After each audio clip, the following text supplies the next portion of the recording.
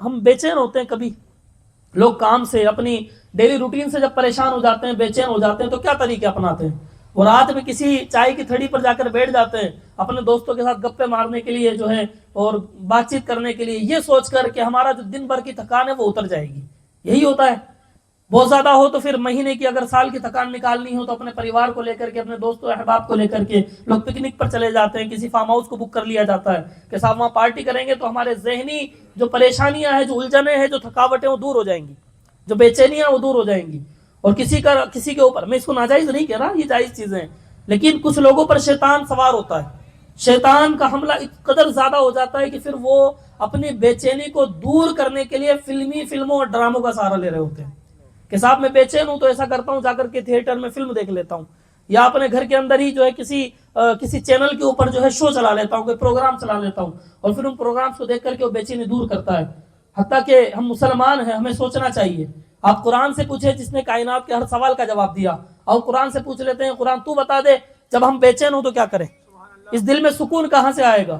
ہم پریشان ہو گئے اپنی زندگی سے، اس روزمرہ کی پریشانیوں سے، گھر کی آفتوں سے، خرچوں سے، قسطوں سے، قرضوں سے، دن بھر کے کاموں سے، ہم کیا کریں؟ سکون کہاں ملے گا؟ تو رب کا قرآن کہتا ہے الا بذکر اللہ تطمئن القلوب۔ سبحان اللہ، سبحان اللہ۔ تم جو سکون پارٹیوں میں ڈھونڈ رہے تھے، جو سکون چائے کی تھڑیوں پر ڈھونڈ رہے تھے، جو سکون پکچروں، فلموں، ڈراموں میں ڈھونڈ رہے تھے، جو سکون تم عیاشیوں میں ڈھونڈ رہے تھے، وہ سکون تمہیں اس لیے نہیں ملا کیونکہ وہ تمام جگہ سکون کی تھی ہی نہیں۔ اگر سکون کہیں سے مل سکتا تھا تو وہ اللہ کے ذکر سے مل سکتا تھا۔ بے شک، سبحان اللہ۔ سکون صرف اللہ کے ذکر میں ہے۔ یہی وجہ تھی کہ اللہ والے اپنی تمام تر پریشانیوں کو جب دور کرنا چاہتے تو وہ کسی بادشاہ کے دربار پر نہیں جاتے، کسی ناچنے والے کے کوٹھے پر نہیں جاتے، کسی فلمی ڈرامے کرنے والے کے پاس نہیں جاتے، بلکہ جب بھی جاتے تو اللہ کے گھر مسجد میں جاتے، سبحان اللہ، سبحان اللہ۔ کیونکہ دل کو سکون اگر کوئی پہنچا سکتا ہے تو وہ اللہ کا ذکر ہے۔ بے شک۔ اور آپ دیکھیں نا، میں نے پہلے بھی کہا تھا، آپ بھی کہتا ہوں،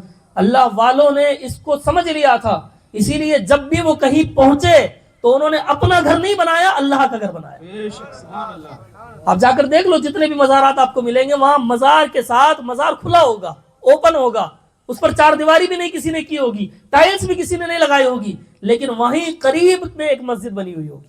بے شک۔ پوچھیں گے صاحب مسجد کس نے بنائی؟ کہ صاحب ہم نے تو کچھ نہیں کیا، ان صاحب مزار نے مسجد بنا دی تھی۔